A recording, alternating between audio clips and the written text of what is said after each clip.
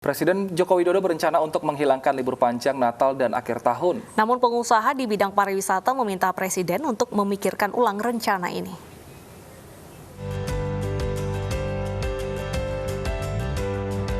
Saat rapat terbatas dengan Menteri Kabinet Indonesia Maju, Presiden Joko Widodo mempertimbangkan untuk menyarankan memperpendek libur panjang saat akhir tahun.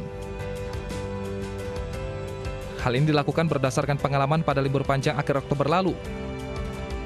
Saat libur panjang, angka positif COVID-19 naik hingga 22%. Menanggapi rencana ini, Asosiasi Perusahaan Perjalanan Wisata Indonesia atau ASITA menyatakan keberatan. Pengurangan libur panjang akhir tahun dinilai akan memperlambat pemulihan ekonomi daerah maupun nasional.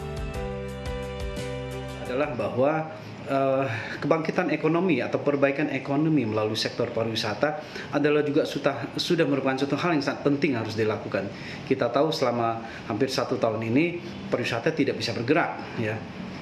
Kemudian sektor-sektor lain yang terkait dengan itu juga banyak sekali yang belum bisa berjalan. Nah, ini kan mengakibatkan perubahan ekonomi yang cukup lambat. Nah, kalau ada kesempatan untuk memperbaiki atau meningkatkan ekonomi dari sektor pariwisata, ayo kita lakukan.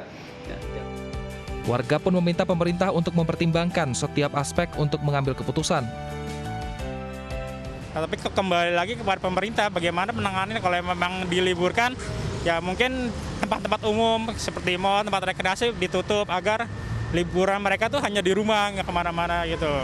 Itu bukan merupakan kebijakan yang solutif ya, karena sebenarnya dalam situasi hari ini masyarakat juga membutuhkan situasi rekreasional gitu, rekreasi untuk menumbuhkan dan menguatkan imun. Rencananya Presiden Joko Widodo akan mengumumkan keputusan mengenai libur panjang akhir tahun pada 30 November 2020. Tim Liputan iNews melaporkan.